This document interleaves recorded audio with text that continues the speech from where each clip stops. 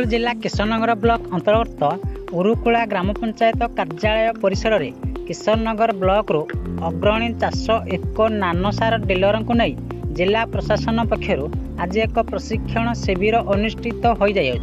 उक्त प्रशिक्षण शिविर में एक क्षेत्र परिचालक ढेंकानाल शांतिरंजन नायक, किशननगर ब्लॉक कृषि अधिकारी बीरेन कुमार पट्टनायक और उरुकुला ग्राम पंचायत सरपंच प्रतिनिधि विपिन कुमार साहू, नाकिची उरुकुला ग्राम पंचायत बहु अग्रणी चाषी मैंने यही शिविर में शांतिरंजन नायक क्षेत्र अधिकारी ढेंकानाल एवं अनुगुल जिला आज आमर किशोरनगर ब्लॉक अनुगुल जिला उरुकुला ग्राम पंचायत कार्यालय गोटे कृषक तालीम शिविर अनुष्ठित होता एवं यही तालीम शिविर में आमर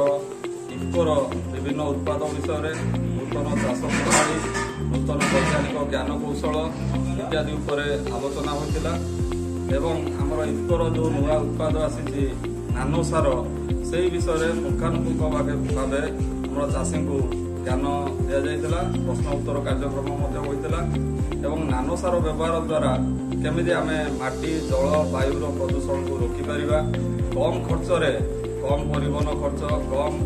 आमर इनपुट खर्च आम अधिक अमल पाइपर एवं अमलर क्वालिटी केमिति बढ़िबो एवं नानो सार व्यवहार द्वारा आमर चाषीर आय केमिति बढ़िबो से विषय पुंखानुपुंख आलोचना होता। यही मीटिंग रे आमर निकटस्थ पशुमाल ग्रामर इफ्कोर अधिकृत विक्रेता अंजना ग्रुप एंड को से तांकर एक्टिव पार्टिसिपेशन रे सहभागितार आमर कार्यक्रम परिचालना करा जायतिला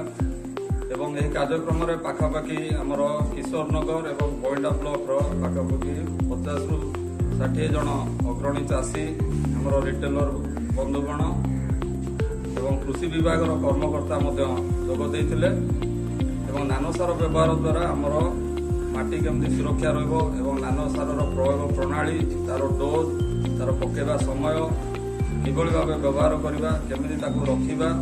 तार परिवहन केमिति करा जिवो तार व्यवहार सब विषय जोग देते। आठमल्लिक गोविंद चंद्र नायक रिपोर्ट आगामी टीवी।